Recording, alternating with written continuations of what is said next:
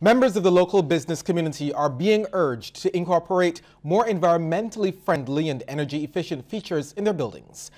The appeal is coming from contractor James Edgell, the managing director of One Warrens Limited, which is responsible for the construction of the new Republic Bank branch at Warrens. He says the building is a prime example of a modern structure that utilizes the best in new environmentally friendly technology. Energy efficiency was a driving factor in the design of this building, and I'm proud of the energy efficient practices employed. Examples of these include the insulated glazing, LED lighting, photovoltaic systems, rainwater harvesting, and VRF air conditioning systems, to name a few.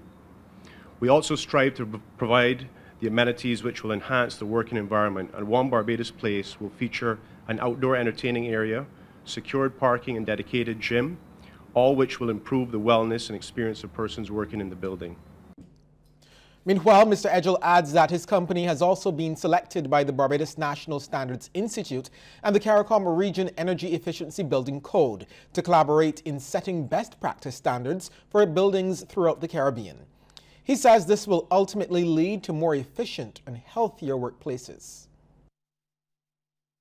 This collaboration between the private sector, public sector, and regulatory agencies will set the foundation that enables us to use our skills and industries to create a stronger future for Barbados. CIBC First Caribbean International Bank today announced that it has taken a decision to close its Anguilla office in January next year. CIBC's Managing Director of Barbados and the Eastern Caribbean Islands, Donna Wellington, says they conducted a strategic review of the bank's business across the region. She says given the growth path, the difficult decision has now been made to close the bank's operations in Anguilla. Ms. Wellington says the Anguilla operation is a small one, accounting for just 5% of the bank's overall market share there. She adds the bank's business in Anguilla has been experiencing operational losses. The employees will be offered separation packages consistent with the bank's policy, while no new business will be undertaken with immediate effect. Okay, time now to take a look at how stocks traded on selected exchanges across our region. First up in Jamaica, Sagicor Real Estate X Fund Limited was the volume leader with 8,692,402 units valued at $11.23 each, and they were followed by JMMB Group Limited 7.50% and Carreras Limited. In Trinidad and Tobago NGL Limited was the volume leader with 31,485 shares changing hands for a value of $913,070.29. They were followed by Grace Kennedy Limited and Guardian Holdings Limited. And in Barbados, Sagicor Financial Corporation Limited was the volume leader, trading 26,933 shares at $2.20 each. They were followed by JMMB Group Limited. As yet another round of United States tariffs against China looms, there are reports that U.S. officials have reached out to their Chinese counterparts to come back to the bargaining table to try to come up with a new trade agreement. The news has already impacted the financial markets.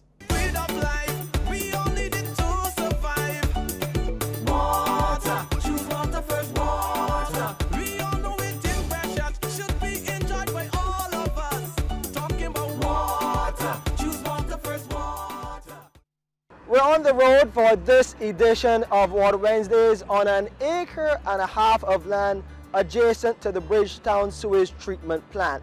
This will be the site of the next major renewable energy initiative of the BWA, their solar carport.